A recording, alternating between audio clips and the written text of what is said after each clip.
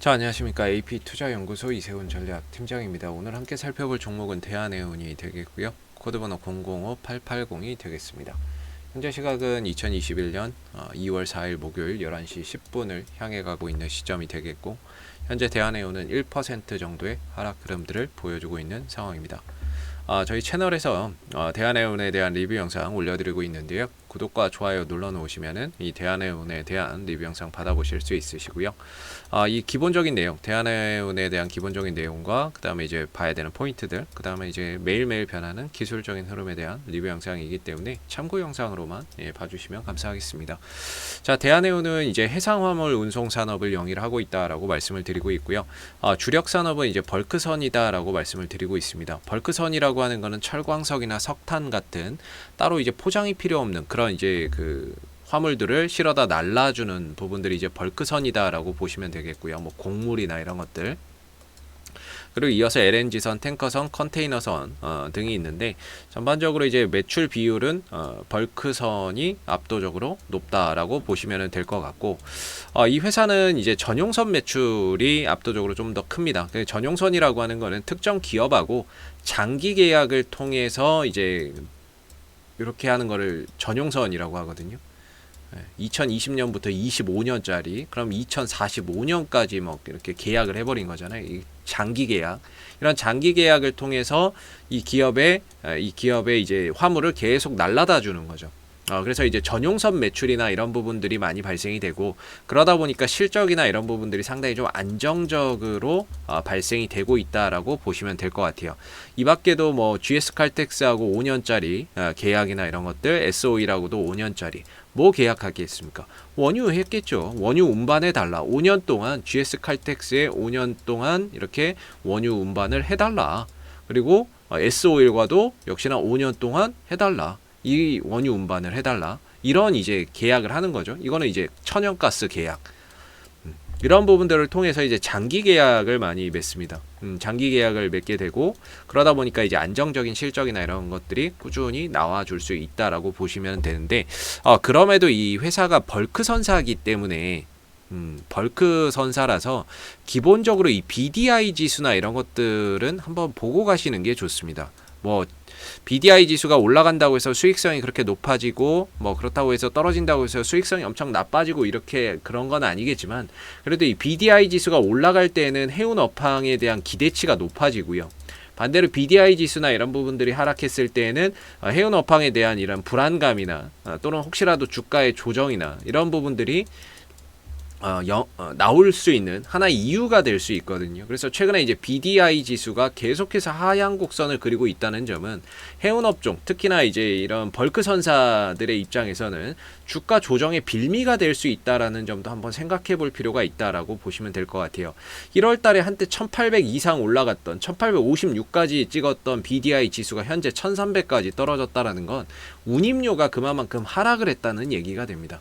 운임료가 하락을 하게 되면 수익성이 좀 떨어지게 되죠. 물론 아까 말씀드렸다시피 대한해운은 전용선 매출을 통해서 이제 발생이 되기 때문에 대부분 매출이 나오기 때문에 크게 실적적인 부분에 영향을 받지 않을 수는 있지만, BDI 지수가 떨어진다는 것에서 해운 업황에 대한 뭔가 이런 안 좋은 시선, 그런 것들이 좀 작용할 수는 있다라는 점 참고해서 알아두시면 좋을 것 같고, 실적적인 부분들을 한번 보시게 되면 매년 이제 매출액이나 이런 부분들이 한 1조 원대 정도 안팎으로 만들어지고 있는 상황이고, 영업이익이나 이런 부분들도 한 1000억대 초중반 정도에서의 실적이 발생이 되고 있습니다. 뭐 딱히 이제 배당이나 이런 것들을 주는 기업은 아니라고 보시면 되겠고요.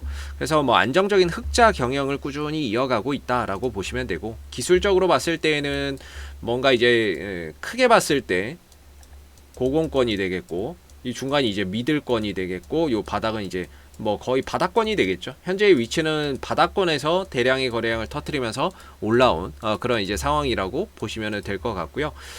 여기서 이제 대량 거래량을 터뜨리면서 올라오면서 역배열에 있던 흐름을 정배열로 돌려놓는 결정적인 계기가 되었다라고 보시면 되겠습니다. 그래서 주가의 전반적인 흐름들 자체가 우상향 흐름으로 이어지고 있는 상황인데, 좀 아쉬운 거는 최근에 이 상승 추세가 조금 꺾였습니다.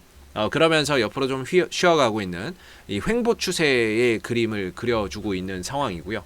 옆으로 기어가고 있죠. 그러다 보니까 주가의 탄력적인 부분들도 상당히 좀 제한적이다라고 보시면 됩니다. 제한적이라는 것은 위로도 얼마 못 가고 반대로 아래로도 뭐 크게 안 떨어지는 이런 이제 안에 갇혀버려 있는 상황이다라고 보시면 될 것 같고요. 현재에서의 대한해운의 지지 라인은 3,100원과 3,150원 정도, 이 거래량이 터졌던 자리를 기준으로 지지 라인이 형성되어 있다라고 보시면 되고, 올라갈 때는 최대 4,000원 정도의 저항대를 두고 있고요. 그 다음에 이제 3,650원에도 단기적인 좀 저항대를 두고 있습니다. 그리고 지금 이 종목의 수급적인 부분에서 보면은 연기금 쪽에서 최근에 꾸준히 매수에 들어오면서 이 3,100원과 3,150원을 방어를 해줬었는데, 지난 이제 2월 2일 날 쉬었고, 쉬니까 바로 이제 주가가 좀 밀렸던 것 같고요. 어제 같은 경우에도 뭐 크게 팔지는 않았지만 13,000주 정도 매도를 좀 치는 가운데 어제도 좀 빠졌고, 오늘도 연기금이 쉬어가는 가운데 한 1% 정도의 하락 흐름을 보여주고 있습니다. 결과적으로 이 3,100원과 3,150원을 지탱해주는 역할을 연기금이 해줬었는데, 이 연기금이 지금 쉬어가다 보니까 주가나 이런 부분들도 3일 연속으로 좀 빠지고 있는 그런 이제 모습이 아닌가라고 생각해 볼 수 있을 것 같고요.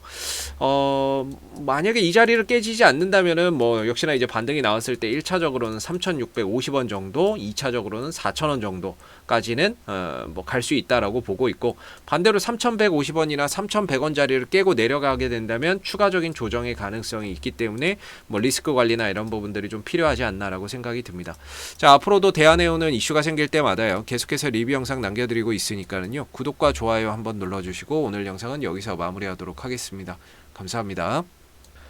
그리고 무료 추천 종목을 매일매일 드리고 있습니다. 네이버에서 AP투자연구소를 검색하시게 되면 웹사이트 상단에 AP투자연구소 홈페이지 링크가 나옵니다. 클릭하시게 되면 AP투자연구소 홈페이지로 접속을 하실 수가 있는데요. 가운데 무료 추천 종목 카테고리에 2021년 무료 추천 종목을 클릭하시게 되면 소장님께서 매일매일 국내외 시황에 대한 실시간 브리핑과 함께 댓글로서 리딩을 해드리고 있습니다. 하나 눌러서 들어가 보게 되면 댓글 리딩은 아침 7시 42분부터 진행이 됐고요. 그 다음에 무료 추천 종목을 보시기 전에 꼭 읽어보세요도 한번 확인해 보시면 좋을 것 같습니다. 그리고 간밤에 있었던 미 증시에 대한 상승의 이유 또는 하락에 대한 이유를 이렇게 댓글로서 쭉 써드리고 있고요. 그리고 9시가 되게 되면 이제 무료 추천 종목이 나오게 됩니다. 무료 추천 종목의 종목명, 그 다음에 매수가, 그 다음에 1차 목표가, 그 다음 손절가가 함께 제시가 되기 때문에요. 보통 이제 무료 추천 종목은 두 종목에서 많게는 세 종목 정도 추천이 나온다라고 보시면 될 것 같고요. 상승하게 되면 그 상승한 부분에 대해서 이렇게 댓글로서 리딩을 장중에 해드리고 있고, 또 하락하게 되면 그 하락한 부분에 대해서도 댓글로서 리딩을 해드리고 있기 때문에 무료 추천 종목이 필요하신 분들은 홈페이지에 오셔서 많은 도움 받아가시면 좋겠습니다. 감사합니다.